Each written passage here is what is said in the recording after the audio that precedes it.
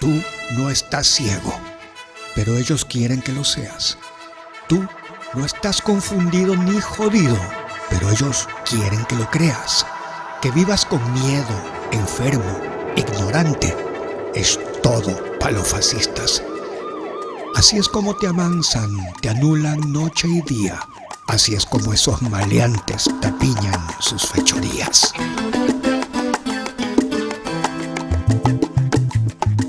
Me matarán en la pelea, me matarán por ser quien soy, grito del pueblo y clase obrera, un enemigo del matón, del fascista y el ladrón. Aviva el seso, pana, aplícate, recuerda, al 15 de noviembre de 1922. Han pasado 100 años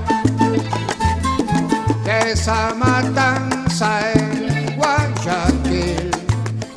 Parece que fue ayer, mi hermano, la historia vuelve y se vuelve a repetir. Me matarán en la pelea, me matarán por ser quien soy, grito del pueblo y clase obrera.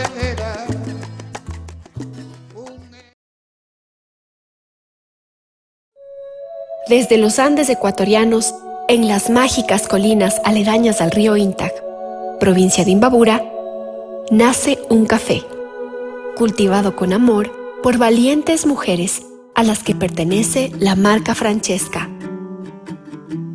Cada grano se escoge con cuidado para que cada taza de café sea una experiencia única. Francesca te inspira. Francesca te apasiona. Francesca te enamora. En cada sorbo, descubre lo mejor de ti.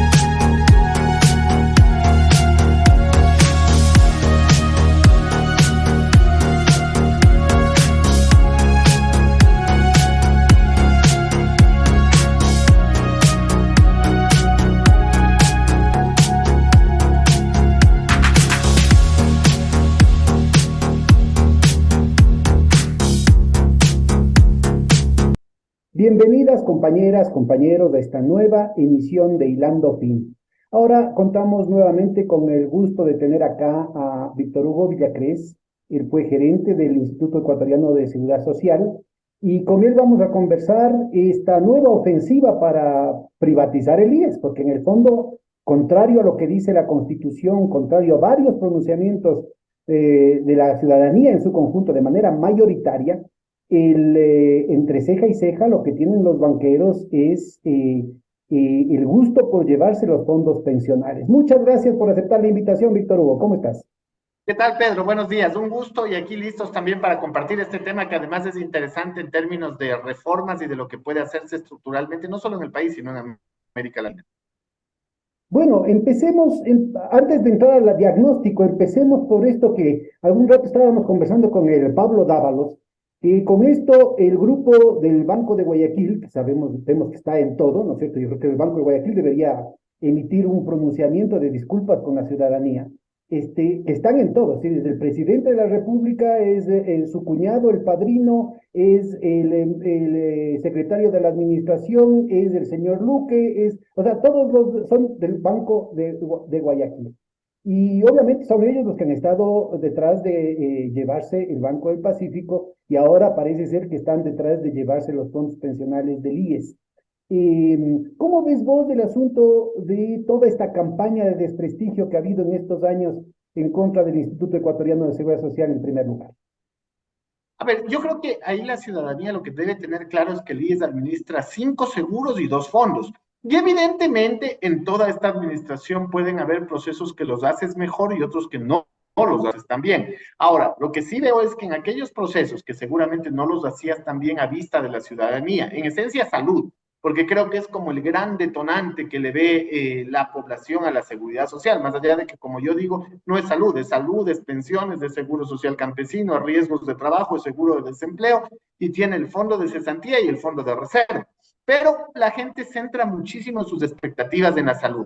Y claro, en la salud tenemos varios problemas. Primero que nosotros como ciudadanos no tenemos una cultura de cómo usar un sistema de salud, que no pasa, por ejemplo, en países desarrollados. En países desarrollados saben que ingresan por el primer nivel de atención y que de ahí te van a derivar a mayores y más complejas especialidades. Lo que sucede en nuestro país, y tal vez no sucede a todos, es que a ti te duele el estómago y quieres ir al gastroenterólogo y te dicen, no, pase por el médico familiar. Y dices, no hace falta porque lo que me duele es el estómago. Bueno, en otros países desarrollados, el 70% de las afecciones son cubiertas en el primer nivel por médicos de familia, que tienen una especialidad, porque mucha gente piensa que son médicos generales. No, son médicos generales que además hacen una especialidad y son médicos de familia. Así funciona el sistema canadiense, así funciona el sistema cubano, por poner dos extremos de sistemas, pero funcionan con relativo éxito en cuanto Bueno, a pero no hay incremento. cómo negar, aparte de esta situación que es real, no hay cómo negar el hecho de que ha habido un deterioro de la prestación de servicios en el sistema de salud en los últimos 4 o 5 años que es evidente y además de hecho con toda la hazaña, ¿no? Porque dicen, es que no hay plata y resulta ser que te posponen operaciones urgentes, te posponen meses y hasta años, te dan para una cuestión este dolor de estómago que vos dices, no te da el gastroenterólogo, pero tampoco te da el generalista o el de medicina interna, no te da una cuestión que podría ser una cuestión de emergencia. Si no entras por urgencias, no te opera. Inclusive yo conozco de gente que ha estado meses en emergencias, con una cuestión de operación del cerebro y no le operan. Entonces, mira, yo creo que hay un deterioro enorme, una estrangulación del presupuesto para salud, operativo para salud, precisamente con el propósito de desprestigiar al servicio de salud y que la gente, los afiliados, se despechen y digan ya que privaticen nomás esta soquetada, ¿no? Y hacia allá iba la segunda parte del comentario, porque lo primero es demanda, en términos económicos, y lo segundo es oferta, y dices, ¿y cómo está la oferta? Bueno, la oferta ya tú lo has planteado, está deteriorada, hay equipos dañados, no hay medicina, hay una mala atención, la atención llega cada vez más tarde, y claro, eso va lacerando un poco la relación que existe entre oferta y demanda, que en nuestro caso sería entre afiliados, beneficiarios y el sistema del IES, el sistema de salud del IES. Entonces, claro, esta relación se ha ido minando en los últimos años, producto de esta mala atención, producto de que la medicina no está de manera oportuna. Esto es lamentable en enfermos catastróficos, en enfermedades crónicas, en enfermedades raras, en donde la medicina es muy costosa y evidentemente la gente no la puede adquirir, entonces muchos inclusive han fallecido, y claro, esa imagen que la gente tenía sobre el seguro de salud se deteriora y se deteriora por estas carencias, y estas carencias que claro, ahí cabe esa gran pregunta, ¿son carencias que en efecto se pueden dar o son carencias provocadas? Y ahí ya podría venir un análisis suspicaz mucho más a detalle, ¿no? De qué es lo que está pasando y por qué no están abastecidos los hospitales. Ahora. Pero sí, yo creo que sí vale la pena, porque como tú dices, ¿no es cierto? Es la parte más sensible, la parte de la percepción ciudadana más visible, si tú quieres. Y yo creo que sí ha habido un trabajo consciente por regresar a los peores momentos del Seguro Social. Porque en la década anterior sí hubo, es evidente con la construcción, bueno, más allá de lo que quieran decir, ¿no es cierto? De que se llevaron toda la plata y toda esa cuestión, pero es evidente que tuviste construcción de nuevos hospitales, equipamiento, tuviste una mayor cantidad de insumos médicos, y claro, esto estuvo acompañado de la triplicación del número de afiliados. De esto vamos a hablar más adelante, pero algunos le echan la culpa a eso. Es que hay, con todo el racismo del caso, ¿no? Es que hay demasiado longo y por eso no funciona el IES. ¿Qué nos dices al respecto? Bueno, lo que hay que tener claro en ese sentido es que el sistema de salud nuestro es un sistema o mejor dicho, es un seguro que se entiende como prima y siniestro. Pagas una prima, con esas primas la gente se atiende de una siniestralidad y eventualmente el seguro trabaja más o debería hacerlo en salud preventiva que en salud curativa. Entonces, de hecho, yo creo que ha existido los últimos años, si me preguntas a mí, una crisis producto de que se han despedido médicos, porque ha llegado un discurso de que está mal que el IES tenga 37,000 empleados y lo que no haces es contar cuántos de esos empleados son médicos, o son paramédicos, o realizan labores sanitarias. Entonces, claro, ha habido este tipo de despidos a lo que se suma evidentemente el mal funcionamiento o no funcionamiento de algunos equipos importantísimos. Por ejemplo, en el Carlos Andrade Marín existe un equipo de PET scan que sirve para la ayuda del diagnóstico y después la rehabilitación de enfermos de cáncer. Bueno, resulta que ese aparato está dañado por años y a los enfermos de cáncer les toca o ir a Solca, Guayaquil, que es el único que está funcionando, o tienen que ir al extranjero. Entonces, realmente ese tipo de cosas mina la imagen y la confianza que tú puedas tener en un sistema de salud. Y Como por el de ejemplo, en este caso que específico, te ¿qué conoces permite tú? esos beneficios. ¿Cuántos años está sin funcionar ese equipo? ¿Y por qué no se toman decisiones al respecto? ¿Conoces tú los detalles? Porque una cuestión, por ejemplo, la angustia de la gente. No estamos hablando de una enfermedad catastrófica, estamos hablando de una situación de salud que involucra a toda la familia. No solamente es la situación dolorosa del paciente, una enfermedad particularmente dolorosa, sino toda lo que involucra al conjunto de la familia y amigos, ¿no es cierto? Que podría ser paliado, que podría ser mitigado con una atención de calidad, de calidez, con celeridad, ¿no es cierto?, de parte del Instituto de Seguridad Social, y no se encuentra eso. ¿Por qué están habiendo cosas tan garrafales como estas que mencionas? Por ejemplo, en este caso, ¿por qué no se ha hecho las acciones, los trámites administrativos para resolver el problema? A uno le queda la duda y varias veces se pregunta y llegas a dos probables respuestas. O hay mucha ineficiencia administrativa de la gente que está en el proceso de generación de mantenimiento de equipos o demás, o hay un deseo o una actitud sistematizada de menoscabar cada vez el servicio, de volverle menos bueno hacia los ojos de los ciudadanos. ¿Qué Entonces, tendría que las dos hacerse, por opciones son ejemplo, malas. en este caso del equipo de detección del cáncer? ¿Qué se necesita? Porque la parte más fuerte, que es conseguir la plata para comprar, ya se hizo, ya se compró el equipo. ¿Qué se necesitaría? O sea, ¿qué hace falta para resolver ese problema? Simplemente que le den el mantenimiento oportuno y adecuado. Y entonces, si es que no hay ese mantenimiento, claro, uno se queda con interrogante. ¿Qué pasa? El equipo está, pero no funciona. O sea, estamos en el peor de los mundos. Compramos un equipo que existe, no funciona, y como no funciona, la gente con cáncer tiene que o ir a Guayaquil y tenemos un equipo para todo el país, o en su defecto viajar al extranjero. Entonces, claro, ese tipo de cosas a uno sí le quedan en la mente, y sobre todo cuando tienes familiares cercanos con este tipo de enfermedades y ves el dolor y lo sientes desde cerca, entonces dices, realmente este tipo de cosas no deben suceder, porque además, al fin del día estás atentando contra la vida de los afiliados. Entonces, por ahí veo yo el problema, digamos, el Ahora, seguro de yo salud. quisiera, para la audiencia quisiera ubicar que no es que Víctor Hugo está hablando por la herida, porque él fue en algún momento gerente y una cuestión así, que va a querer reivindicar su cuestión. Hagamos paralelos con otras cosas que no tienen nada que ver, para que se vea clarito que aquí hay una acción, una agenda específica de deteriorar adrede los servicios de las empresas públicas para justificar su privatización. En el caso del Banco del Pacífico, por poner un caso, ¿no? El Banco del Pacífico durante 20 años estuvo funcionando no solamente muy bien, sino que estuvo con excelentes resultados en términos financieros, con desempeño y calificaciones valoradas a nivel internacional. Y de pronto, ¿no es cierto?, como querían bajarle el precio, empezaron a cerrar agencias, empezaron a dar menos servicios, empezaron a mandar sacando a la gente para que los clientes del Banco del Pacífico se despechen y digan, esto es una tontera. Y al mismo tiempo, ¿no es cierto?, cogieron e hicieron un jueguito que hasta ahora está pendiente ahí, con el secreto, ¿no es cierto?, porque el gobierno de Lenín Moreno decretó un secreto totalmente inconstitucional e ilegal, que todavía no está disipado, y que, entre otras cosas, lo que hicieron es poner 400 millones de dólares guardaditos ahí, guardaditos líquidos y guardaditos ahí, supuestamente de provisión de incobrables. Entonces, eso hizo que el año previo bajen las ganancias del periodo, porque se quitaron 400 millones de las ganancias y se lo pusieron como provisión incobrables, con la esperanza de decir, como bajaron las ganancias, entonces ya hay como vender más barato. Entonces, se vendía 1.000 millones y 400 ya estaban guardaditos ahí, o sea que en realidad tenía que pagar 600 nomás.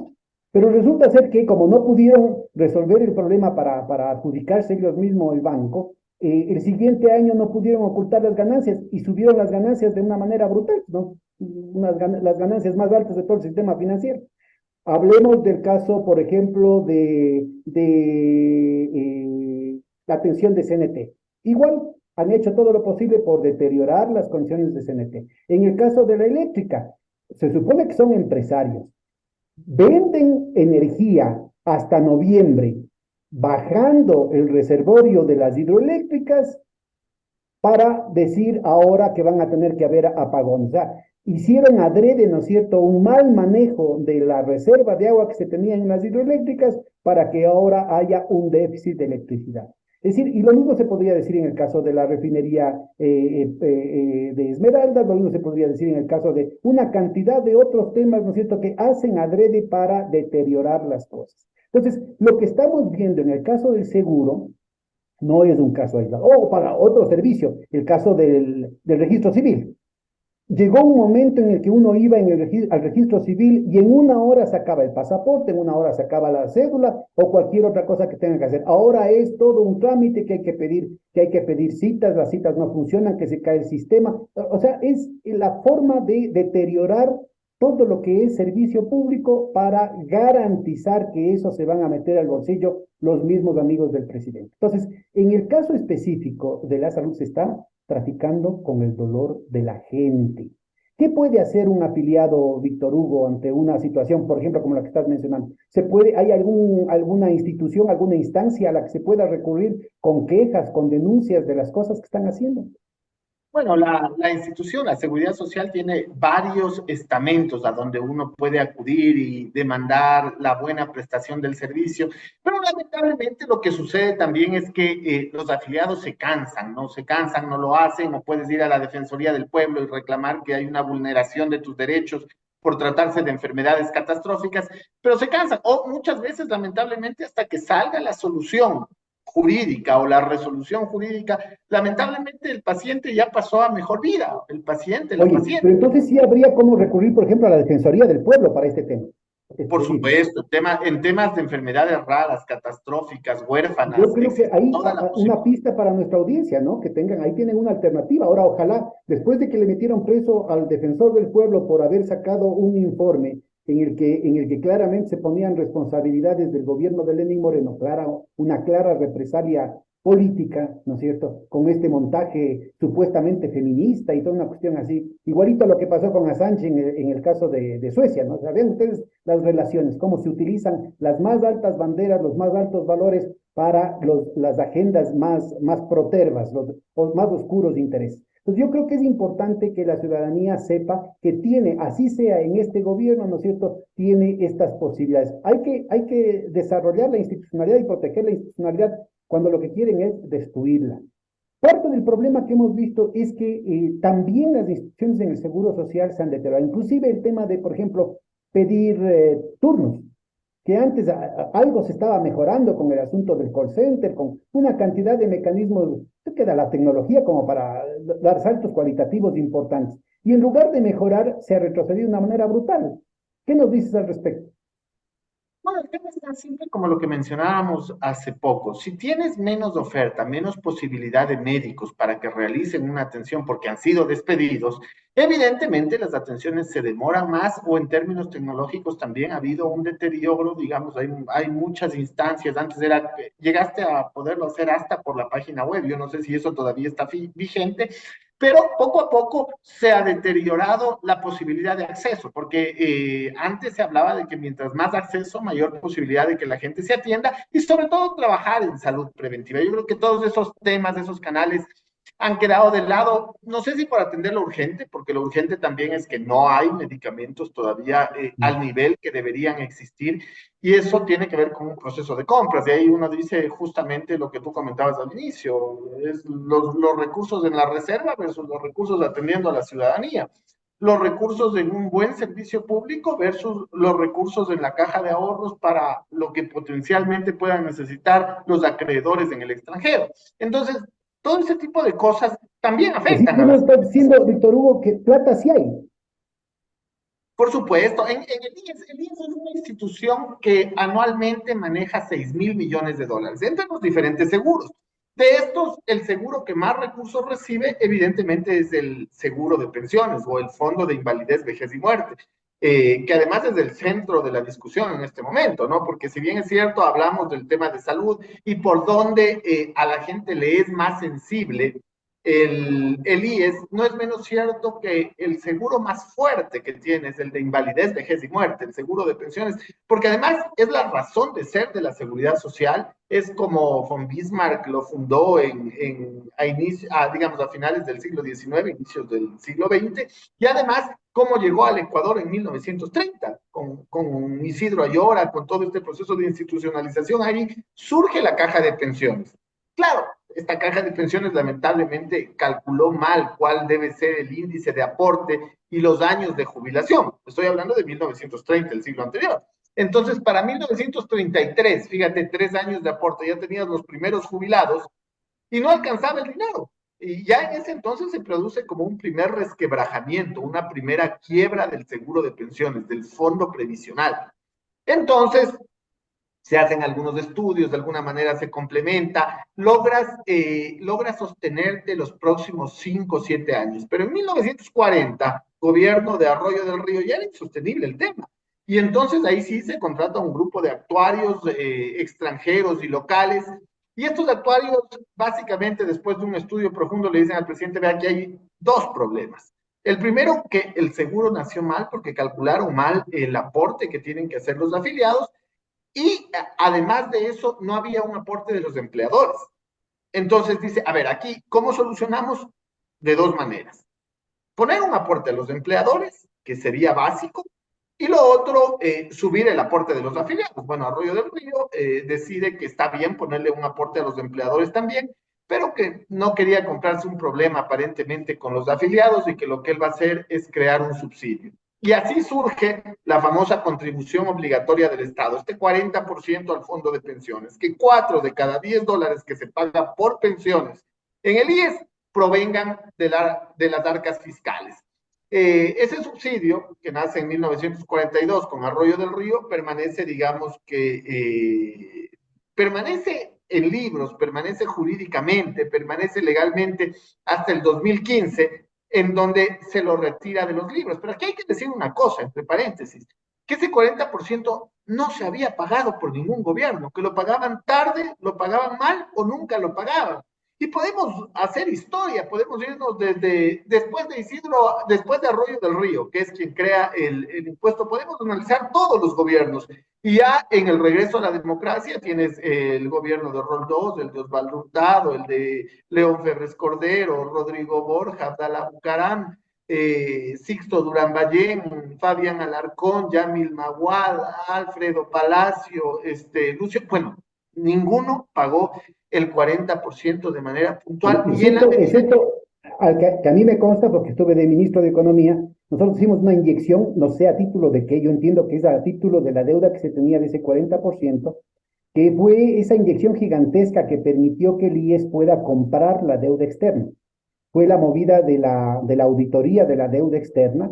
Bajaron, el momento en que se empezó a hacer la auditoría, empezaron a bajar los títulos de la deuda ecuatoriana en el mercado secundario, que hasta entonces se vendían a más del 100%, porque con el FEIREP, ¿no es cierto?, con el candado del fondo que se había creado por imposición del Fondo Monetario Internacional, con exclusivo propósito de recomprar la deuda, los precios en el mercado secundario, como tenían una compra segura, había una cuota que obligatoriamente tenía que comprarse, se iban por más del 100%, 117, 120, 125% del precio nominal. Una vez que se empezó a decir, vamos a ver qué tan legal es lo que han hecho con la cuestión de la deuda, vino esta auditoría ciudadana con expertos extranjeros, ¿no es cierto? Y solo por decir que va a orearse el tema, empezaron a desplomarse los precios de los títulos de la deuda ecuatoriana en el mercado secundario. Resulta ser que llegó a valer, cada dólar de deuda llegó a valer 17 centavos. Había una cláusula de mucha mala fe que impedía que el Estado directamente pueda recomprar la deuda, por lo cual se hacía necesario tener intermediación. En lugar de tener una intermediación internacional, lo que se hizo fue entregar la plata al IES, que no es un ente estatal, pertenece a los afiliados. Con esa plata, una cantidad gigantesca, se logró comprar la deuda en el mercado secundario con ese descuento tan grande. Obviamente, el momento en que aumentó la demanda, empezó a subir el precio. En promedio, la deuda ecuatoriana se pagó a 31 centavos por cada dólar. Y así retiramos 30.000 millones de dólares de lo que tenía que pagarse en los años siguientes. Una quita importantísima, no solamente de los intereses, sino también del capital de ese tramo, porque no se hicieron con los demás tramos, pero de ese tramo de la deuda externa comercial fue importantísimo, ¿no es cierto?, el hecho de que pudo comprar el IES y con esa plata, que era 3 de cada 10 centavos, 3 de cada 10 dólares, digamos, pudo el IES decir, págueme por los 10 dólares completos. Entonces, esto significó una cantidad de recursos tan importante que le permitió al IES duplicar y hasta triplicar el número de los afiliados. Este es un tema que vale la pena subrayar porque nadie lo menciona. Entonces, aquí hubo la posibilidad de construir nuevos hospitales, entre otras cosas, se dio porque, en efecto, sí hubo un momento, en el 2008, en el que se hizo una inyección con carambola, porque fue el doble dividendo. Uno es que se le entregó esos recursos al IES y otro es que el IES compró con descuento y pudo cobrar al valor parcial, al 100%. Compró el 31% en promedio y pudo cobrar al 100% esa inyección de recursos que hizo el Estado. Ahorita, desde entonces para acá, no ha habido nuevos pagos del gobierno al IES, ¿no? Digamos, te paga el 40%, pero no te paga de manera oportuna, que es lo mismo que no pagarte. ¿Por qué? Porque tú necesitas tomar liquidez de la reserva que tiene este fondo, el fondo de pensiones, para cancelar las pensiones. Mira, para tener una idea, ahorita, por ejemplo, ¿cuál es la deuda que tiene el gobierno nacional con el Instituto Ecuatoriano de Seguridad Social por todo lo que viene acarreando de esa contribución? Bueno, solo en el fondo de pensiones la deuda debe estar bordeando los 4.000 millones de dólares, solo en el fondo de pensiones. Pero si tú haces la deuda global del Estado con el IES, contando evidentemente la deuda interna, contando la deuda que tiene con los otros fondos, con salud, con riesgos de trabajo, contando este subsidio del 40%, contando lo no pagado por salud, debes estar bordeando los 17, 18 mil millones de dólares. Y por supuesto... Y sin embargo, el gobierno en la proforma presupuestaria no hace todo el esfuerzo, inclusive de manera ilegal, ¿no es cierto?, de decir, vamos a pagar a Chevron, vamos a pagar a Perenco, vamos a pagar ahora que también ya le denunciaron por el tema de Repsol, vamos a pagar a Schlumberger, a Halliburton, ¿no es cierto? Inclusive están pagando, por ejemplo, a las barcazas que proveían energía termoeléctrica acoderadas en el puerto de Guayaquil, le están pagando por lo que no han producido desde el 2016 para acá. No me estoy equivocando, les están pagando en efectivo lo que no han producido desde el 2016 para acá. Por favor, revisen la entrevista que hablamos con el ingeniero Marco Acuña, presidente del Colegio de Ingenieros Eléctricos y Electrónicos del Ecuador, en el que hace esta denuncia. Se paga eso, pero no se paga la plata que le deben al IES. Yo creo que además debería pagarse en activos. Por ejemplo, debería entregarse el oleoducto de crudos pesados que tiene que regresar sin costo alguno al Estado en este año porque se acaba el contrato de comodato, y deberían entregar, para que no sea un negociado, para que no sea parte de la consolidación de un duopolio en el mercado financiero, debería entregarse también el Banco del Pacífico al IES. Ambos casos con una administración independiente, como ya ha probado el modelo del Banco del Pacífico, cosa que no dé lugar a ningún tipo de vaivén político como los que pueden darse a nivel del Consejo del IES. ¿Qué te parece como alternativas concretas? Y no sé si tú tengas algunas otras que ofrecer en este plano, Víctor Hugo.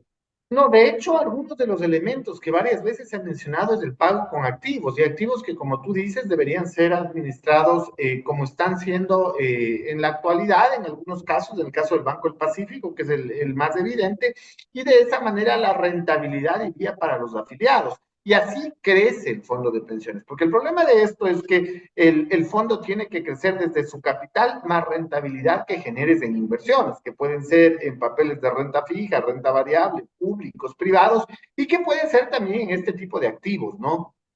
Ahora, ¿tienes alguna otra sugerencia? Porque lo que pasa es que todo el mundo habla de la deuda del Estado con el IES, pero es rasgarse las vestiduras sin ninguna acción concreta. Aquí estamos hablando de temas muy concretos, activos como el oleoducto de crudos pesados, que es un tema rentable, que no tiene que costarle un solo centavo al gobierno, y que en lugar de que se repartan entre los amigos del presidente, probablemente de los amigos del Banco de Guayaquil también, debería pasar directamente a los afiliados por la deuda que tiene esta deuda tan gigantesca que tiene, al menos de esos 4.000 millones, ¿no es cierto?, que debería estar incluida. La otra es el tema del Banco del Pacífico, que además podría tener unas sinergias en lo que tiene que ver con el funcionamiento del BIES, ¿no? Que es otra cosa que valdría la pena ubicar, la posibilidad de generar valores agregados, en otros términos, de generar más servicio, de generar otro tipo de respaldo a la actividad productiva en el país. Al tema, lo ha hecho de manera importantísima, a pesar del boicot que se ha hecho, por ejemplo, con la cuestión de los préstamos hipotecarios, ha tenido también un papel importante, inclusive antes de que exista el BIES, en lo que tiene que ver con los préstamos quirografarios. Yo creo que si se establece una sinergia entre un banco de primer piso y un banco de segundo piso, pues podrían tener un efecto institucional muy creativo, muy constructivo para la economía del país. ¿Tú tienes alguna sugerencia en ese sentido?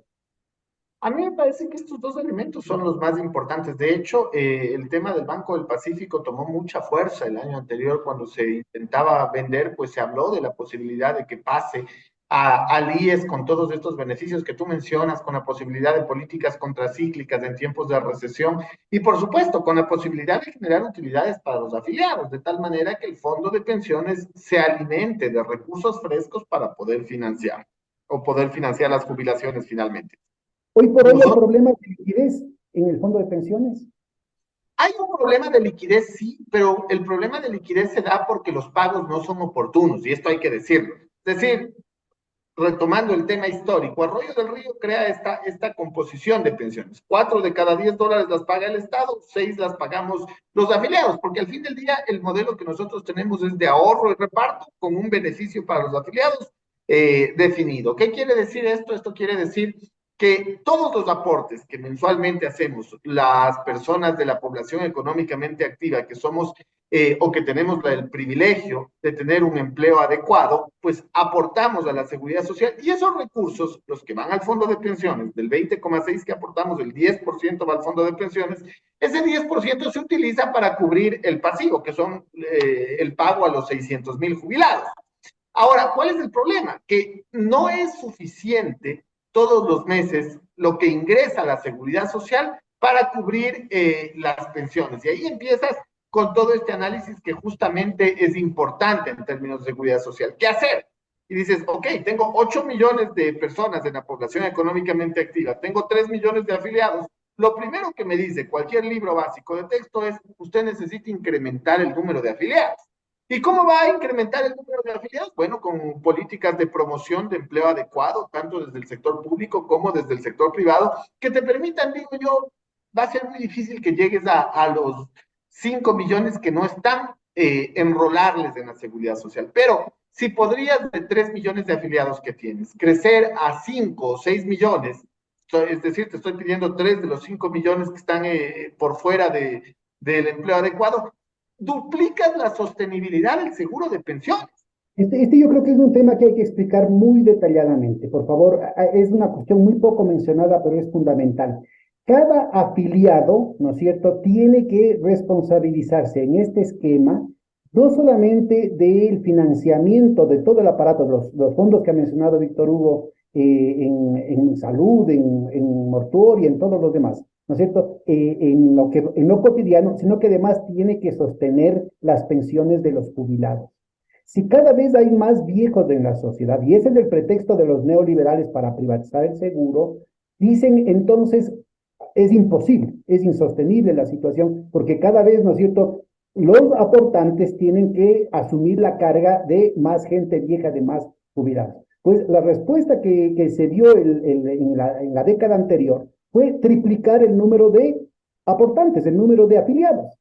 Y eso ha sido atacado, insisto, con un fortísimo componente racista y clasista, ¿no es cierto?, diciendo que cómo pueden ser tan bestias de haber aumentado la cantidad de gente para mantener el seguro como un tema de privilegio, cuando al contrario, como está planteando Víctor Hugo, ¿no es cierto?, es elemental matemática, es un tema de aritmética. Lo que tenemos es que aumentar el denominador, o sea, lo que está debajo, lo que está sosteniendo a la fracción, para que cada vez, ¿no es cierto?, la carga de los jubilados, la carga de las personas que nos vamos volviendo más viejas, sea menor. O sea, a prorrata, ¿no es cierto?, lo que le toca sostener a cada afiliado es cada vez menor si es que el número de afiliados aumenta. Eso es lo que se hizo cuando aumentó, creo que de 1,5 millones a 3 millones, ¿no?, en un par de años. En A efecto. partir de este esfuerzo que se hizo entre el 2009 y el 2011. Y ahora se podría hacer una cuestión similar, es decir, podríamos tranquilamente duplicar de 3 millones a 6 millones de afiliados, ¿no es cierto?, con una campaña en la que obviamente es fundamental el que mejoren los servicios del IES y no que se deterioren como sistemáticamente lo está haciendo el gobierno. Entonces, esto que lo ponen como un tema apocalíptico, catastrófico, que ya no se puede hacer nada, es perfectamente compatible con los mejores ideales y las mejores prácticas internacionales de la justicia social. Vos mencionabas el tema de Bismarck, ¿no es cierto? Bismarck era un hombre, era un militar prusiano recontra conservador, y además de un gobierno autoritario y antidemocrático, y que había acabado, o sea, estaba justamente acabando con las organizaciones sindicales, con las organizaciones socialistas y comunistas en la unificación alemana, hasta que se dio cuenta que la movilización social era indetenible. Así es que dijo, si no puedes vencerles, únetelos. Y entonces dijo, en lugar de estar en bronca, vamos a crear este sistema de seguridad social. Y lo hizo el hombre más conservador, más autoritario de su época. Imagínense, ¿no es cierto? Estamos en el siglo XXI y entre los iluminados y los illuminatis no aparece ninguno que tenga dos deditos de frente para decir, miren, en lugar de poner esto como un privilegio que va a llevarnos a la ruina, ¿por qué no extendemos el sistema de seguridad social a los 8 millones que constituimos la población económicamente activa? Cuéntanos como ejemplo, ¿cuáles fueron la mecánica y cuáles fueron los beneficios que se tuvo de esa duplicación del número de afiliados la década anterior? Mira, aquí hay dos elementos y complemento justamente lo que decías. Lo que pasa es que las soluciones, lamentablemente, de ciertos iluminados en el país es copiar lo que pasa en Europa, es copiar lo que pasa en Estados Unidos, pero las realidades son diferentes. Ecuador tiene todavía un bono demográfico, es decir, tiene una población joven de la cual habría cómo sacarle provecho en términos de seguridad social. Y claro, lo que se hizo, por ejemplo, ahí sí complemento con la respuesta. Fíjate que pasamos de tener 3 o 4 afiliados por cada jubilado a tener 7 afiliados por cada jubilado. Y ahora imagínate si lograrías pasar a 6 millones de afiliados con 600,000 jubilados, sería 10 afiliados por cada jubilado, mucho más allá de lo que te dice cualquier libro de texto. Para que de quede seguridad claro social. a la audiencia, ¿no es cierto? Lo que estamos diciendo es que la pensión jubilar de cada jubilado, en lugar de que se reparta entre 4, se repartió entre 7. Y ahora lo que podríamos hacer es que se reparta entre 12 o 14. ¿Por qué no? Exactamente, exactamente. Entonces, ahí primero tú generas un esquema solidario más fuerte, generas derechos para la gente, o más que generar, le entregas derechos, porque los derechos están ahí, pero les entregas porque no están recibiendo, porque forman parte del subempleo. En cualquiera de sus niveles. Tienes gente que no está afiliada a la seguridad social, sea porque seguimos en muchos lugares en un régimen de esclavitud, es decir, gente a la que le convencen de que no se afilia a la seguridad social, o simplemente porque no pueden, porque también forman parte de estos emprendedores. Acuérdate de la famosa admiración por el monito que vende Coca-Cola, ¿no? En el vasito, porque eso es emprendimiento. Y eso no es emprendimiento, eso es necesidad. Eso debería Claro, doler. ahí viene un segundo punto, pero una vez que ya queda aclarado este argumento, que es además, insisto, es profundamente racista y profundamente clasista, ¿no es cierto? Queda aclarado que matemáticamente, al aumentar el número de afiliados del Seguro Social, no se le perjudica al sistema, sino que se le está generando bases mucho más sólidas, mucho más profundas, que permiten su sostenibilidad en el largo plazo. Tenemos estos otros inconvenientes que tienen que ver con la política económica. Se ha tenido una política económica los últimos 4 años de atacar a la producción nacional, favorecer las importaciones, favorecer el empleo precario, favorecer la terciarización, favorecer la inestabilidad laboral y favorecer los despidos.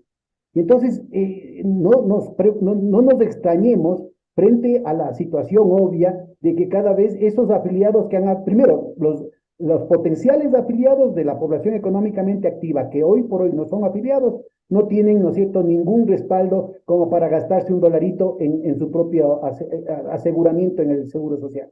Y por otro lado, los que ya están afiliados, los que ya están dentro del sistema, cada vez tienen menos recursos y tienen, inclusive han tenido que ir tachando, ha disminuido. Creo, no sé si tú tienes los datos, llegó a un pico en el 2017 y después de entonces han ido disminuyendo el número de afiliados al Seguro Social.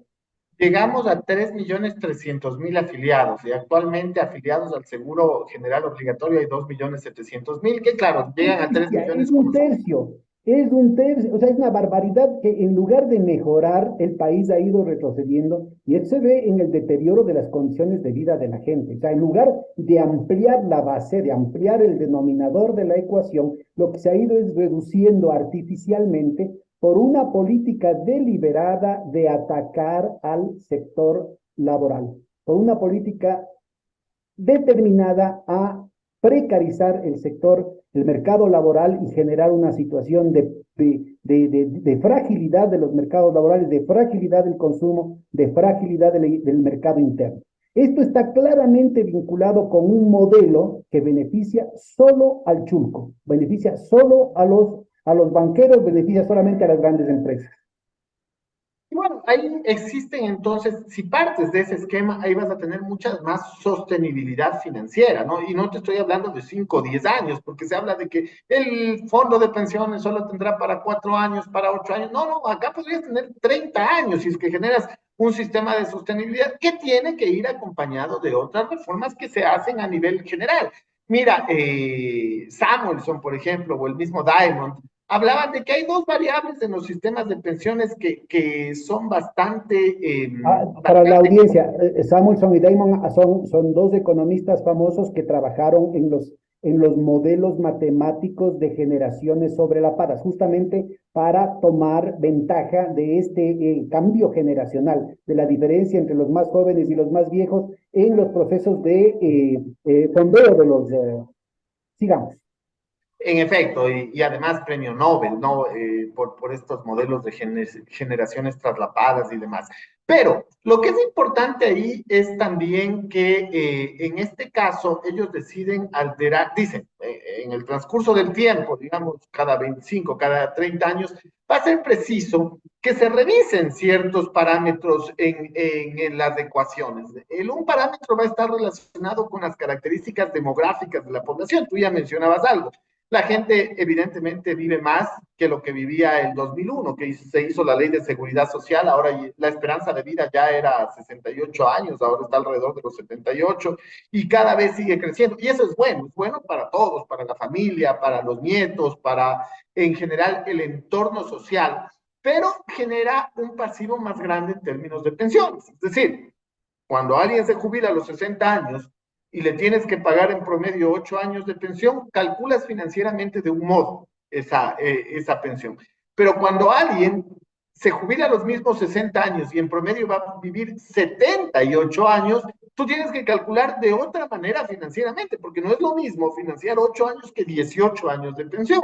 Y estas son las condiciones que normalmente se alteran en los sistemas de pensiones para poder tener mayor solidaridad, mayor solvencia y mayor cobertura, porque la OIT te pone esos tres parámetros. Hemos hablado mucho de la cobertura ya, hemos hablado de que la cobertura solo como tal te puede dar sostenibilidad financiera, pero también hay que hablar de la suficiencia de las pensiones, que es un tema importante, es decir, cómo hacer más sostenible financieramente el seguro sin afectar el beneficio que es la pensión que reciben los jubilados.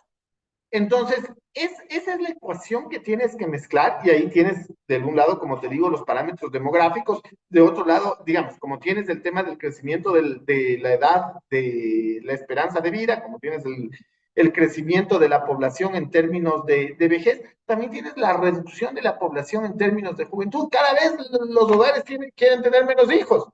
Y aquí vale la pena mencionar un tema que es muy grave, que muy poco están diciendo, ¿no es cierto? Inclusive de la Torre, que está en la comisión esta que vamos a hablar, pues un momentito, repite como loro una cuestión sin revisar los datos en el Ecuador. Estructuralmente es cierto que la tendencia en el Ecuador y en toda América Latina es a la mejora de las condiciones de vida y por tanto va desplazándose, va aumentando la esperanza de vida. Pero en el Ecuador ha sido tan trágica la política económica de los últimos 5 años que hemos retrocedido, ha disminuido la esperanza de vida tanto para hombres como para mujeres. Y ha disminuido sistemáticamente, o sea, no es solamente por el tema de la pandemia, que ahí tuvimos un manejo absolutamente desastroso y deliberado del gobierno de Moreno, ¿no es cierto?, para castigar a la población con imágenes tan crueles, tan tristes, tan dolorosas que circularon en el mundo entero, ¿no? De tener que abandonar a nuestros muertos, a nuestros seres queridos en la calle por la falta de presupuesto, por la falta de acción deliberada del gobierno. Acuérdate que se prepagó la deuda externa y se mandaron sacando médicos y enfermeros y personal de salud en esa época.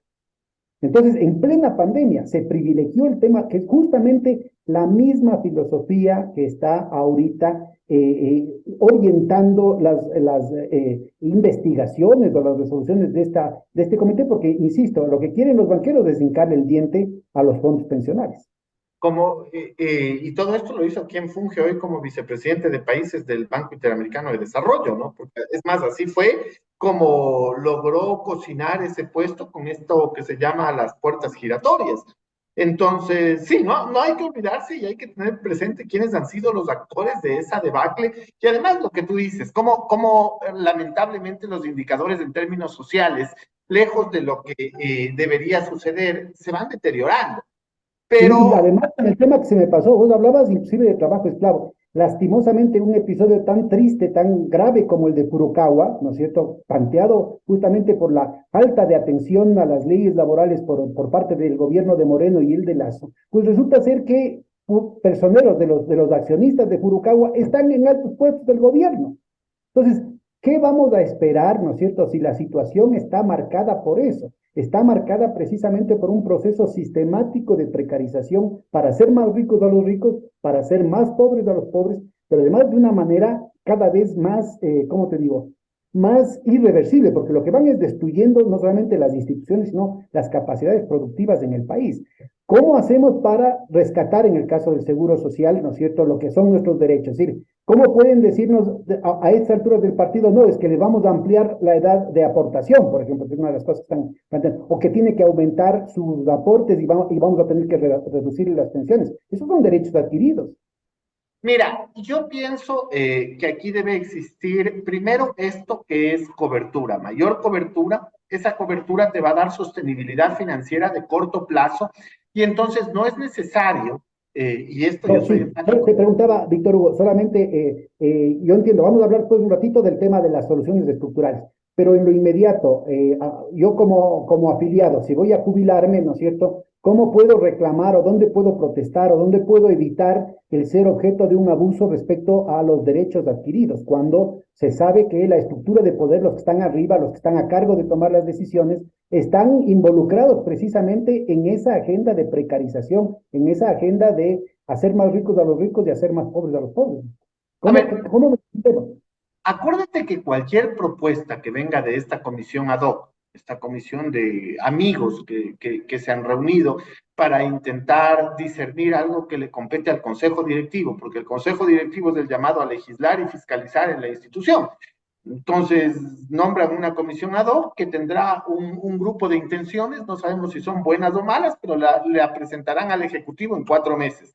Y esas intenciones, el Ejecutivo, si quiere cambiar el IES, tendrá que llevarlas a la Asamblea como un proyecto de ley que altere la ley de seguridad social.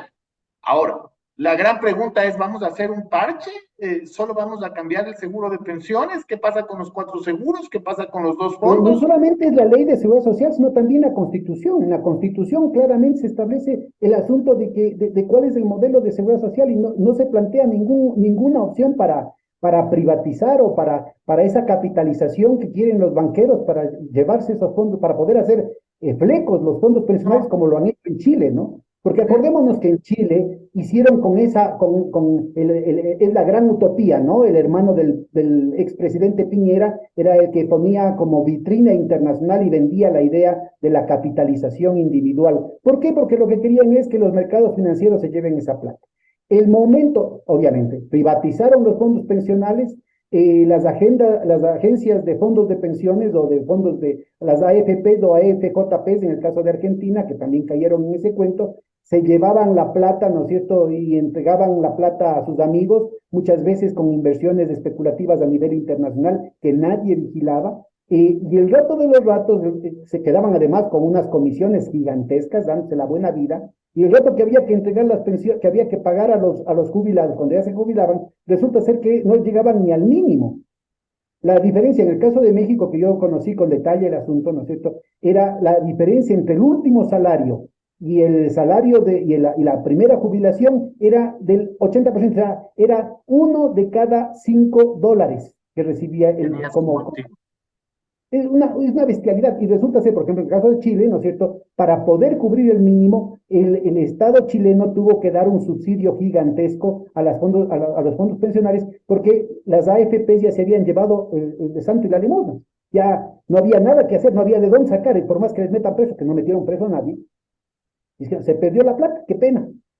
Pues le tocó, ¿no es cierto?, a la presidenta Bachelet en la primera presidencia ya le tocó recortar todo lo que eran sus propuestas de gobierno, todo lo que había sido elaborado como una propuesta de mejora social en la población, sobre todo en el tema de educación y de salud, y tuvo que dedicar la parte fundamental del presupuesto al subsidio de las AFP. Es decir, la empresa privada es la que cobra, pero quien tiene que pagar las jubilaciones es el Estado. Y eso no pasó en Argentina porque lograron estatizar antes de que se lleven toda la plata.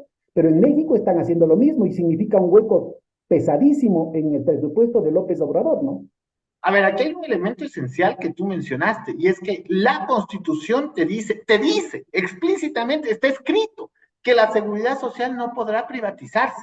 Está escrito, entonces a veces aquí aplauden como foca porque alguna autoridad dice, no, y nuestra idea no es privatizar. No, en la Constitución dice. O sea, es que privatizar sería violar la Constitución, eso está escrito en los artículos referentes a la seguridad social. No es que se sobreentiende, que tal vez no. Ahí dice, en blanco y negro, la seguridad social no podrá privatizarse. Entonces, claramente sería una violación a la Constitución de la República.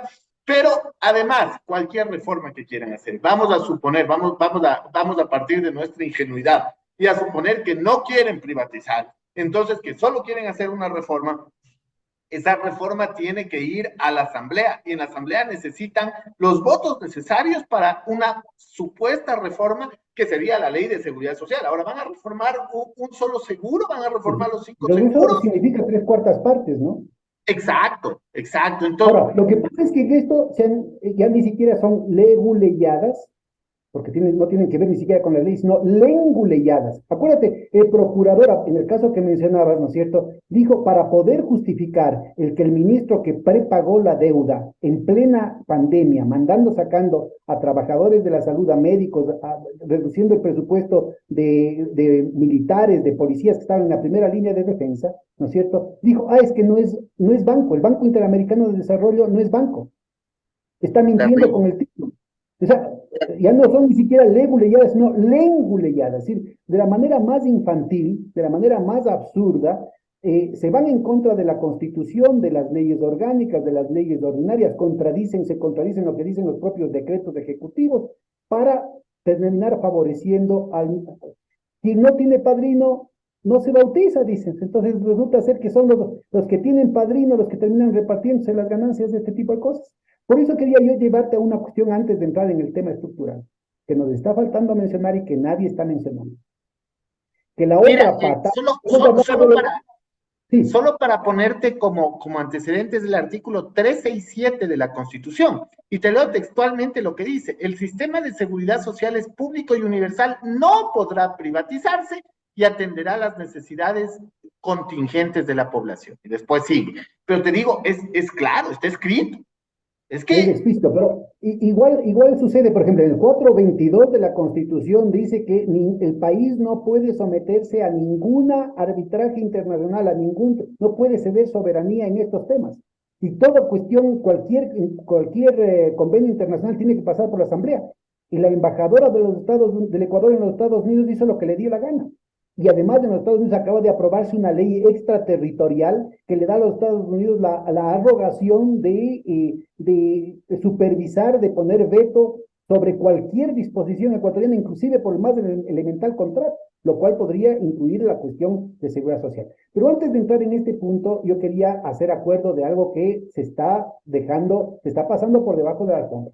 La primera pata de los aportes viene de los afiliados, la segunda pata viene del Estado, ya hemos hablado de los dos, pero nos falta la tercera, que son las contribuciones de la patronal.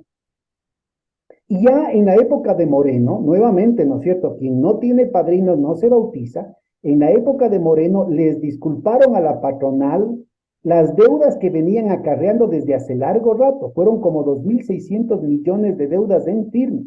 Pero lo que no se habló, no solamente es el tema del aporte de la patronal que no entregó al IES, que ya es grave, sino que además retuvieron la parte de la contribución de los trabajadores en el rol de pagos.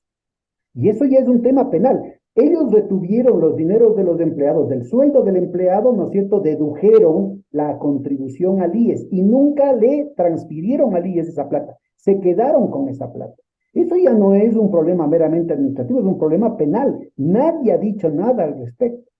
Se supone que la justificación de todo esto era borra y va de nuevo y vamos a empezar con una página fresca para mejorar la relación de la patronal con el IES. Resulta ser que se han desplomado las contribuciones de la patronal con el Seguro Social desde el 2018-2019 que se hicieron estas leyes mal llamadas de defensa, de fomento productivo, de reforma tributaria, en fin. Y lo que hemos terminado, ¿no es cierto?, es con el hecho de que la patronal sigue sin pagar sus cuotas, pero además, y eso no hay transparencia respecto a la parte de cuánto de los descuentos que hicieron del sueldo de los empleados, de sueldos y salarios, se han retenido las empresas y no han pagado al Seguro Social.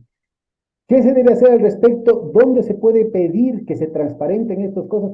¿Cuál es la autoridad que debería estar investigando si es que esto sucede o no sucede en el Seguro Social? Bueno, estos son temas que también están penados en el mismo Código Orgánico Integral Penal, ¿no? El retener recursos de los afiliados y no entregarlos a la Seguridad Social tiene pena de cárcel, al igual que el no afiliar a los empleados a la Seguridad Social. De hecho, estos son elementos que pueden ayudar al IES, porque son las personas de afiliaciones del IES las que tienen que controlar este tipo de cosas con las personas de recaudación, poner las demandas pertinentes y esperar la resolución, teniendo en cuenta que en el caso del IES, el IES no necesita siquiera ir a tribunales, porque finalmente tiene un juez de primera instancia que es su propio director que puede Un ordenar juez de el coactivas. Un juez de coactivas que podía haber venido operando cualquiera de estos últimos 4 o 5 años, ¿no es cierto? Y que no lo ha hecho. Y entonces también tiene una responsabilidad penal el juez de coactivas que no ha actuado conformidad con la ley. Porque puede ordenar el embargo de cualquier cosa que pertenezca a ese emprendedor, a ese empresario, a ese patrono que no ha cumplido con las obligaciones de los afiliados. Entonces, ahí es Recuerda que clarito. en su momento, en agosto del 2018, cuando hubieron estas supuestas remisiones, tanto del SRI como del IES, ¿no es cierto? O sea, que es un eufemismo para decir las condonaciones que hacía el SRI y el IES de las multas, de la mora, de lo que no han pagado, ¿sí? Trascendió porque el gobierno justificaba diciendo que eran como 36.000 empresas las involucradas. Sí, pero esos eran 4 realitos. Trascendió que los grandes deudores eran los grandes bancos, las grandes transnacionales petroleras, las grandes transnacionales mineras, inclusive algunas vinculadas al tema agro. Habría que ver si no estuvo Furukawa también metida en esa cuestión. Pero sobre todo eran empresas y empresarios de grupos financieros que ya fueron protagonistas de la crisis bancaria del 98 al 2001 y que todavía le están debiendo al Estado. Valdría la pena que la Superintendencia de Bancos, que la Asamblea Constituyente haga un seguimiento de esos deudores, porque al final fue el Estado el que terminó subsidiando a estos mal pagadores, a estos malos empresarios, ¿no es cierto?, que aprovecharon tanto del banco con los créditos vinculados que ahora se reinstalado, ¿no es cierto?, como de la Corporación Financiera Nacional, de la AGD, de Recicop ahorita, del Banco Central, es decir, toda una red de instituciones en las que se ha ido diluyendo las responsabilidades. Entonces yo creo que habría que hacer un seguimiento porque son los mismos protagonistas. Son los mismos beneficiarios de un subsidio, pues que aparecen en otros subsidios. Pero además resulta ser que hay que hacer seguimiento, porque de entonces para acá ni han pagado al SRI los impuestos, ni han pagado al Seguro Social las cotizaciones mensuales. Entonces, en lugar de que esto sea un incentivo para el buen comportamiento, ha sido un incentivo para la impunidad, ¿no es cierto? Y obviamente se hace agua al lodo y después dicen, ah, no, es que el IES es un relajo y hay que privatizarlo y si no hubiera sido por la modernización. Entonces, mete que en un solo saco todas las cosas y no se aclara nada. ¿Dónde se podría... Es un tema de riesgo moral y asimetría. Repite, por favor. Es un tema de riesgo moral y asimetría de información que terminas teniendo con estas personas. Pero ¿quién debería hacerse cargo de esto? ¿Sería la Asamblea? ¿Quién debería velar por los intereses de los afiliados y porque no se continúe con esta impunidad? El mismo Consejo Directivo podría legislar y ordenar al director general que se proceda con los cobros y, como tú dices, como juez de coactivas podría en primera instancia embargar inclusive muchos activos que tengan estas empresas, aquellas que no han cumplido con sus obligaciones y además que son reiterativas, porque lo que tú dices es cierto, hay mucha gente que se le condonó con una expectativa pasado el tiempo y ahora tienen una deuda aún más alta que antes de la condonación. Entonces ya ahí hay un problema de verdad de comportamiento del agente económico, ya es ese riesgo moral al que te expusiste porque alguna vez condonaste y aspiran a que seguramente exista una nueva y otras. Pero además, fíjate, son reincidentes en amplios campos. Son los mismos que no pagan los impuestos. Son los mismos que han sido los beneficiarios, no todos, ¿no? Pero son los mismos, las mismas figuras que ahora están en las altas esferas de la política. Los hermanos de los presidentes, los abogados de los presidentes, los que fueron a cobrar el vuelto, los que han aparecido, ¿no es cierto?, en el caso de Danubio, en el caso de los Adonoren, son los mismos que están ahí. Son los mismos que no han pagado impuestos, son los mismos que se han favorecido de las condonaciones de las deudas de Banecuador, del Banco de Fomento, son los mismos que se han favorecido del salvataje bancario que hizo Maguad, la democracia cristiana, y con el apoyo del Fondo Monetario Internacional del 98 al 2001, y ahora, ¿no es cierto?, son los mismos reincidentes en el no pago de las cotizaciones al Seguro Social. Entonces, ¿quién debería ser dentro del consejo? Cuéntanos cómo funciona el consejo directivo del IES, ¿no es cierto? Y quiénes deberían ser cuáles son los mecanismos para que reaccionen. A ver, el directivo del IES es tripartito y paritario, es decir, todos los votos valen igual, tiene un representante del Ejecutivo, un representante de los afiliados y un representante de los empleadores. Había pasado que los representantes de afiliados y empleadores se habrían prorrogado en funciones más allá de lo que debían. Se hizo un reglamento o un artículo, que me parece que es controversial, porque el reglamento debería hacerse a toda la ley de seguridad social, no solamente un artículo, pero se hizo a un artículo al que te decía cuál será el marco jurídico en el cual se debe nombrar a los nuevos representantes. Bueno, los empresarios se pusieron de acuerdo, nombraron a su representante, mientras que los empleados no llegaron a un acuerdo, porque entre los empleados en la antigua ley de seguridad social, en la del 2001, no existe pues un sufragio universal, secreto, directo de los afiliados, sino que se lo hace a través de los gremios. Y los gremios son la Unión Nacional de Educadores, son el FUD, la CEDOCUD, etcétera, etcétera. Bueno, resulta que no se pusieron de acuerdo y mientras sucedía esto, queda en el limbo este reglamento que había sacado el Ejecutivo. ¿Por qué? Porque sale una nueva ley de la Asamblea que dice, no, así se deben nombrar los representantes al Consejo Directivo, y es así, establece un proceso de llamar a elecciones, que el CNE convoque a elecciones, llegó un plazo máximo, pues se realice esa elección por parte de todos los afiliados. Entonces estás en ese problema ahora. Ya no se lo hizo para esta convocatoria del 5 de febrero, ¿verdad? Exacto, estás con el problema con el representante de los afiliados. Hay alguien que está ejerciendo como representante de los afiliados sin tener el derecho, de acuerdo a lo que se establece en este limbo que queda entre el reglamento y la reforma a la ley de seguridad social.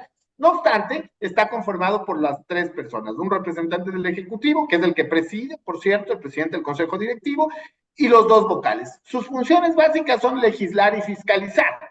¿Fiscalizar a quién? Fiscalizar a la administración. Y también nombran al director general, a los directores de los seguros especializados, que actualmente son 4, invalidez, vejez y muerte, el de salud, el de riesgos de trabajo y el de seguro social campesino. Desempleo no es todavía un seguro especializado porque habrá que hacer una modificación a la ley. Y adicionalmente a eso tienes la función, digamos, fiscalizadora. Entonces, ellos son los que, el Consejo Directivo es el que a través de... Dentro de la función fiscalizadora, ellos deberían tomar cartas en el asunto, debieron haber tomado cartas en el asunto a lo largo de todo este tiempo, ¿verdad? Exactamente, eso es lo que te digo. Ellos a través de las resoluciones del Consejo Directivo o llamando a las autoridades administrativas de la institución, pudieron haber decidido cómo agilitar el cobro, sobre todo en lo que tiene que ver con el tema de los empleadores o de ciertos malos empleadores, para no generalizar. Ahora, está muy conveniente para estos sectores, para estos círculos, está muy conveniente inoperancia, está muy conveniente negligencia. Parece ser que es el viejo cuento de las postergaciones, ¿no? Esto que decías, que son, ¿cuántos años llevan estos representantes de los afiliados sin actuar como deberían en el IES? Mira, estuvieron 10 años cuando debían quedarse 4. Recientemente se cambió, es decir, existe una nueva representante de los empleadores, pero en el caso de los empleados no se han puesto de acuerdo. Hay un señor que ahí asumió funciones, pero asumió porque hay un exceso de uso de la ley y estas órdenes que dan jueces que no son competentes y que permiten posicionarse de un puesto, pero después traen un montón de problemas. Entonces sí hay es el mismo galimatías con el que vamos a entrar al tema de lo de la fiscalía, con el que vamos a entrar a la cuestión de lo de la procuraduría, de la contraloría, en fin, toda la cuestión del Consejo de Participación Ciudadana va a quedar en una cuestión que a la final van a terminar postergándose la misma argolla, ¿no es cierto?, hasta las calendas griegas. Y mientras tanto, ¿no es cierto?, queda toda la institucionalidad del Ecuador queda hecho pedazos. ¿Qué tendría el jubilado que hacer, el afiliado que hacer para defender sus derechos? ¿Cuál podría ser el mecanismo en lo inmediato para hacer que se ventilen estas denuncias, para encontrar alternativas y evitar que se lleven el santo y la limosna, Víctor? Mira, yo creo que lo primero es tener una participación activa en estas probables reformas que se están ejecutando, en este cúmulo de ideas que receptará esta comisión, como tú dijiste, liderada por De la Torre, que viene de los multilaterales. Entonces sabemos más o menos por dónde irán las ideas de esta comisión. Empezamos, digamos, a anticiparnos a que seguramente de un esquema de cuentas individuales, algo muy parecido a lo que tú ya nos relataste que ocurrió en el caso chileno, es decir, ofertas de que en el corto plazo te jubilarás al 100% entre tu salario de activo y tu salario de jubilado, que después en la práctica se traduce en un 20%, como ya vimos que ocurrió en Chile, después de que el Estado asuma todas las pérdidas que se han generado por parte de las AFPs. Es que hay que conocer la realidad de América Latina para saber qué es lo que se nos va a proponer, y desde ese lado yo creo que hay que también plantear una contrapropuesta. Y esa contrapropuesta debe ir, primero yo digo, por tres fases, o digamos tres grandes. En esos detalles, Víctor Hugo, déjame solamente una pregunta.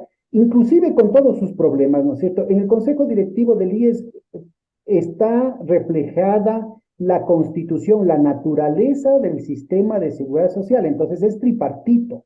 ¿Cómo así se pone en manos de una comisión en la que solo hay representantes del Ejecutivo, sin que haya representantes ni de los trabajadores ni de los empleadores, y en que además es del Ejecutivo tremendamente sesgado, porque todos ellos son, no solamente son neoliberales, sino que son voceros del modelo chileno que se ha quebrado, como tú muy bien mencionas, sin hacer ninguna reflexión respecto a la nefasta experiencia de las últimas décadas?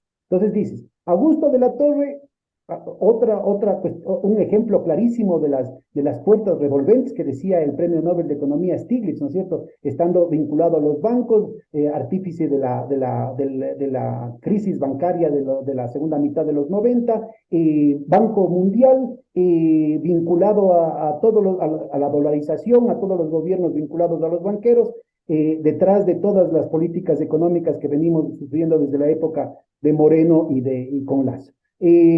Pablo Lucio Paredes, también un vocero del neoliberalismo, Carmiñani, ¿no es cierto?, abogado del presidente de la República, abogado de la gran oligarquía, abogado de Danilo Carrera Duruet, cuñado del presidente de la República, creo que es presidente honorario del Banco de Guayaquil y que ahora aparece en el tema del Gran Padrino, abogado de las transnacionales en los juicios en contra del Estado ecuatoriano, siempre en los arbitrajes, siempre a favor de las transnacionales, a favor de Claro, a favor de todo lo que han sido, ¿no es cierto?, este modelo concentrador. Y ahora, ¿quién podrá defendernos? Como en el Chapulín Colorado. Entonces, ¿cómo se puede arrogar funciones para un tema de tanta trascendencia que además va a afectar a los ecuatorianos por distintas generaciones? ¿Cómo se establecerían esas circunstancias? ¿Qué voz podemos tener los afiliados? ¿Qué voz pueden tener los jubilados respecto a algo que va a afectar de manera tan radical sus vidas? Además que yo complementaría con que es una comisión ad honorem, me entiendo yo nuevamente, y que también en esta comisión ad honorem, ya sabemos lo que fueron los ad honorem, ¿no? Eso tampoco se ha aclarado. Y el caso Danubio, además. Es lo que te digo, es ad honorem, es un grupo de iluminados que no representan necesariamente a toda la sociedad en su conjunto y que finalmente tampoco tienen responsabilidades en lo que pongan, porque el Consejo Directivo sí tiene que legislar, fiscalizar, pero también es fiscalizado por los entes de control. Entonces ellos sí tienen responsabilidad sobre lo que hacen o dejan de hacer. ¿Qué responsabilidad tiene esta comisión si deja de hacer algunas cosas? Nada. Entonces, ¿quién va a responder mañana ante la Contraloría, ante la Superintendencia de Compañías, Superintendencia de Bancos, ante los diferentes entes de control? Entonces, esa es la gran primera interrogante que tienes con la comisión. Es una comisión ad hoc formada por un grupo al cual, digamos, tal vez tienen algún mérito, habrá que ver, habrá que leer las hojas de vida. Yo no conozco de las personas que están ahí, pero puede ser. Pero sin embargo, no deja de ser una comisión que responde a ciertos intereses. ¿Cuándo deberías tener una comisión que es el mismo consejo directivo que responde a la seguridad social y además que debe generar una rendición de cuentas hacia los afiliados y hacia los jubilados? Eso no pasa con esta comisión. Entonces, ese me parece como un primer elemento complejo y yo digo, ahí hay que estar atentos como sociedad civil, como afiliados, como jubilados. Seguramente esto tendrá que debatirse en el caso de que pase a ser proyecto de ley en la Asamblea, y en la Asamblea se necesitará la presencia de la gente para un poco demandar por dónde van las reformas. Y claro, existen dos visiones claramente identificadas en seguridad social. Tienes el sistema de capitalización individual como el chileno, el de ahorro y reparto con beneficio definido, como el que tiene Ecuador, como el que tiene Uruguay, por ejemplo, como el que tienen algunos otros países, Bolivia, y al centro tienes un sistema mixto, ¿no? Una mezcla de estos dos extremos. Yo digo, hay que partir del hecho de que a los jubilados actuales no se les puede tocar ningún derecho, no se pueden menoscabar ningún derecho de los jubilados. Que no aportaron sobre el 13º y 14º y ahora se les paga. Sí, así se les paga porque así se decidió en la ley que había. Que no aportan al seguro de salud y es un seguro de prima y siniestro, una lástima. Así se decidió cuando se jubilaron. Entonces, la primera cosa que debe estar clara es, no se tocan los derechos de los afiliados. Perdón, no se tocan los derechos de los jubilados. Entonces, tiene que estar claro. El segundo, debe haber un régimen de transición en caso de que quieras hacer una modificación. Y este régimen de transición seguramente debe aplicar bajo ciertas condiciones. Ejemplo práctico, personas mayores de 45 años con al menos 20 años de aporte. Entonces, gente que ya tiene las 2/3 partes de lo que manda la ley actual, no se le puede tocar. Y si vas a hablar de una reforma, que la reforma sea de quienes tienen 45 años para abajo, de los que, entre comillas, somos considerados la población joven, que es la que puede modificar en algún modo su comportamiento los siguientes 15 años laborando para responder a los nuevos criterios de jubilación. Seguramente los nuevos criterios de jubilación van a estar temas a los cuales nosotros no podemos cerrar los ojos, ¿no? Uno ve, por ejemplo, el promedio de jubilación en América Latina está en 4 años. Entonces tú dices, ok. ¿Podrías repetir? Se cortó hace ratito. ¿El promedio de jubilación en América Latina está en los 64 años? Está el promedio de jubilación en Sudamérica. Las tasas lo que se conoce como tasas de reemplazo en Sudamérica están alrededor del 70%. Las tasas de reemplazo es lo que yo me refería hace un momentito, la diferencia entre el último sueldo que percibió un jubilado y la primera jubilación. Exactamente. Entonces, ok, digamos. ¿Está en cuánto la tasa de reemplazo? ¿En cuánto está? En el 70%, en promedio, ¿no? Ya, pero ya te cuento, en el caso de México fue el 20%. Por supuesto, con las AFPs, y en el caso de Chile igual. En el caso de Chile es menos que el salario básico. Entonces, a ver, yo les insisto, por favor, a nuestra audiencia. Lo que estamos diciendo es que el último sueldo es 5 veces más alto que la primera jubilación, o al revés. La primera jubilación es del 20% del último sueldo que recibió el afiliado. Vean, semejante latrocinio es un desfalco. Es un engaño y nos venden, pero con bombos y platillos, las bondades de los sistemas de capitalización individual, que justamente lo que hace es que toda esa plata se llevan los banqueros, se llevan los churqueros, tanto los de aquí como afuera, ¿no? Exactamente, entonces ahí uno empieza a revisar algunos elementos y dices, ok, teniendo en cuenta esto que te digo, que no se toque a los jubilados, que exista un régimen de transición, que cualquier reforma en parámetros directamente esté sobre la población más joven, vamos a qué parámetros se pueden reformar, y ahí tienes justamente lo que comentas, la tasa de reemplazo, los años de jubilación, la ecuación con la que se calculan las pensiones, los años. ¿Cuál crees, más o menos, de lo que has oído, cuál crees, cómo sospechas tú que van a salir las recomendaciones de esta comisión? ¿Por dónde van los tiros? A ver, yo indudablemente creo que se va a proponer un incremento de la edad de jubilación. No sé si esto va a ser progresivo, si va a ser, como te digo, bajo el esquema, pero se va a proponer. ¿Cuánto sería, más o menos? Más o menos yo creo que debe estar en los 65 años, o sea que más o menos pero como te digo, para la gente menor de 45 debe ser. Con lo cual tú tienes, digamos, 20 años para planificar bien, y además para que cambie. De los años de aportación. 20 años de aporte, 20 años de aporte. Debería ser, pero una cosa es el deber ser y otra es la propuesta que ellos han completado, pero Víctor Hugo, hay algunas personas que han completado el mínimo de aportación y todavía no tienen la edad. Entonces, esas personas lo que te pregunto es, ¿hacia dónde estarían moviéndose las afectaciones, las modificaciones que quieren hacer para hacer más jugoso el pastel? Esas personas, bajo mi propuesta, deberían quedarse en el régimen de transición. Bajo la propuesta Bueno, pero ¿cómo ves tú que podrían estar las reformas neoliberales que plantearía esta yo no comisión? estoy muy seguro que ellos estén considerando estos tres esquemas que te digo, es decir, el respeto a los jubilados, la transición y la población joven, sino que probablemente la respuesta va a ser una sola, un replanteamiento de los aportes de los años con los cuales vas a calcular la jubilación, porque bueno, ese es un tema así controversial. En Ecuador se calcula con las 60 mejores imposiciones, con los 5 mejores años, porque la ley del 2001 era una ley post-dolarización, entonces tenías muy complicados los salarios en Sucre, se habían licuado completamente. Pero el promedio igual de América Latina está en 12 años, ¿no? Se calcula con los 12 mejores años en promedio. Entonces sí, va a haber que subir el número de años, que dicho de otra manera, matemáticamente es que exista mayor correlación entre tu nivel de ahorro y tu nivel de pensión. Yo creo que eso financieramente sí le puede dar algo de sostenibilidad.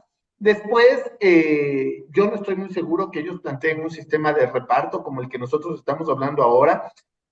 Seguramente te van a contar las bondades de un sistema de capitalización individual, y creo yo que se apuntaría a que la población, sobre todo joven, pase a un sistema de capitalización individual, pero claro, ahí tienen que haber los contrapesos necesarios, ¿no? Para plantear justamente lo que tú has dicho acá, qué pasa con México, qué pasa con Chile, y ejemplos, tú has mencionado dos, pero ejemplos a nivel del mundo hay variados de cuál ha sido la realidad de las Ahora AFPs. mira, aquí es muy de extrañarse que el Banco Mundial, Banco Interamericano de Desarrollo, que han estado directamente involucrados en los fracasos de los cambios normativos pensionales en otros países de América Latina, no tengan un mínimo estudio crítico respecto a lo que ha sucedido después de que se han perpetrado sus proyectos y que tengamos exfuncionarios de ellos que vengan acá a imponernos algo que ya ha fracasado en otros países.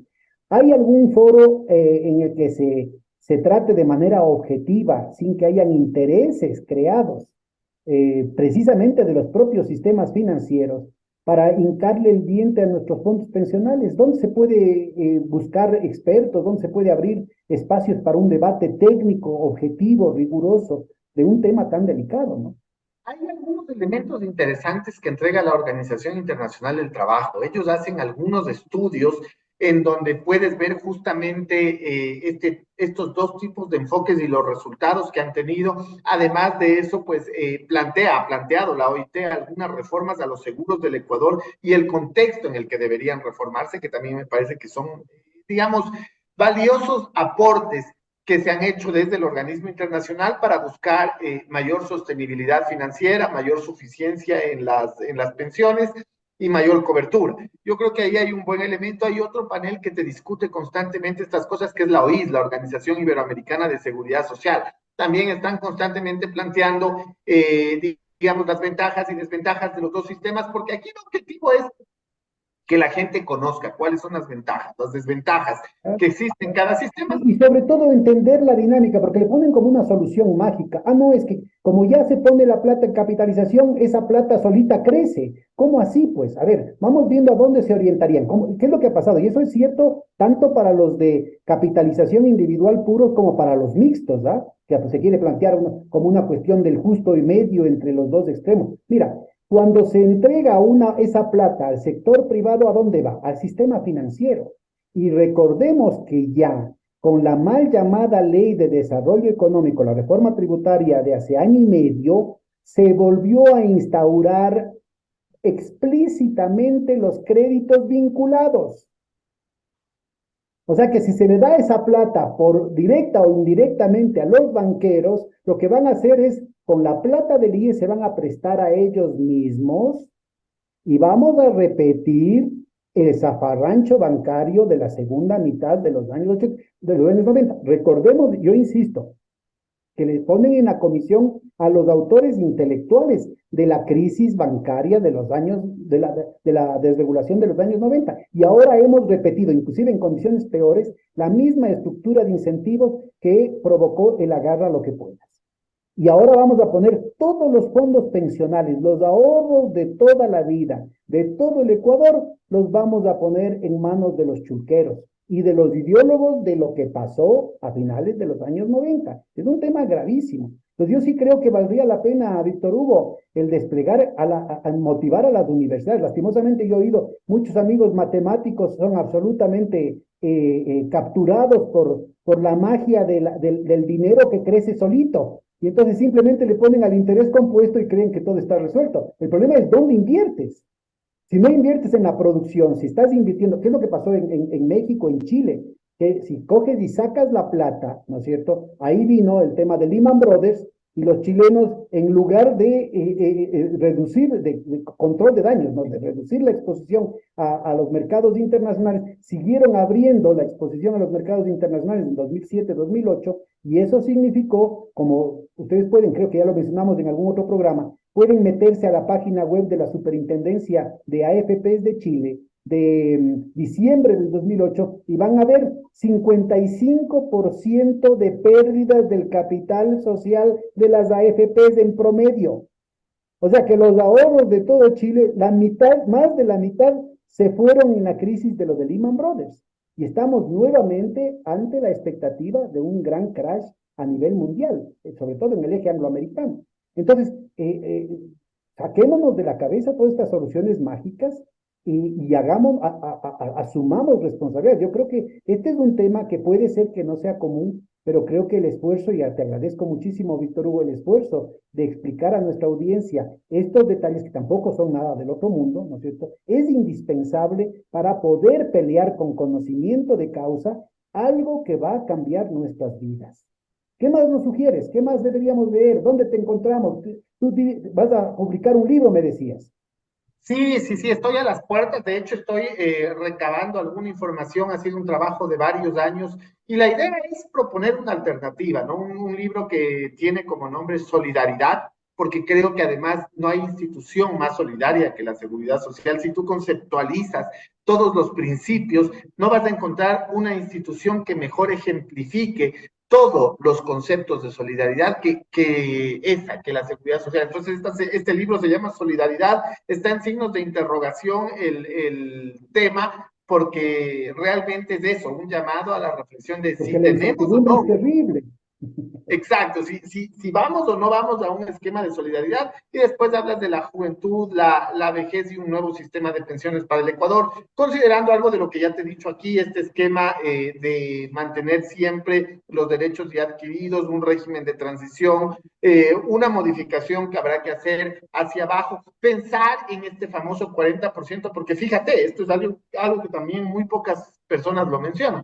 Este 40% equivale más o menos a unos 1.600 millones de dólares al año que el gobierno le transfiere a la seguridad social por la contribución obligatoria del Estado. Pero resulta que dentro de la seguridad social ese subsidio es regresivo. ¿En qué sentido? Al que gana 2.000, el Estado le subsidia $800, el 40%. Y al que gana 300, o al que gana 400 le va a subsidiar 160. Entonces, fíjate que es un subsidio regresivo en esa instancia, pero también es regresivo hacia afuera de la seguridad social, porque por un momento yo les invito a las personas que nos están viendo a pensar que en el Ecuador existen 2.200.000 personas mayores de 60 años, 2.200.000, y solo 600.000 están jubilados. Lo que quiere decir que estás utilizando un subsidio de 1.600 millones de dólares para financiar a aquellos que tuvieron capacidad de ahorro como activos y no estamos haciendo nada con respecto al 1.600.000 personas mayores de 60 años que no reciben una pensión y que dependen financiera o económicamente de la buena voluntad de su familia. Entonces, tal vez sí debemos pensar. Vamos sintetizando ya para cerrar el tema. Aquí hay soluciones estructurales fundamentales. En primer lugar, aumentar, no disminuir, aumentar el número de afiliados para que la carga de la jubilación se aprorrata, se diluya en una cantidad mayor de una base, ¿no es cierto?, de aportantes cada vez mayor. Segundo, el cobrar a todos. Al cobrar no solamente a los trabajadores, sino a la patronal, que se clarifique esa situación, que no han pagado, que se vea claramente quiénes son los responsables, que se vea un patrón de conducta perverso con el que han estado mamando de las tetas del Estado, que además son los primeros en hablar de la libre empresa, del libre mercado, y en realidad han vivido mamando de la teta del Estado todo lo que han podido.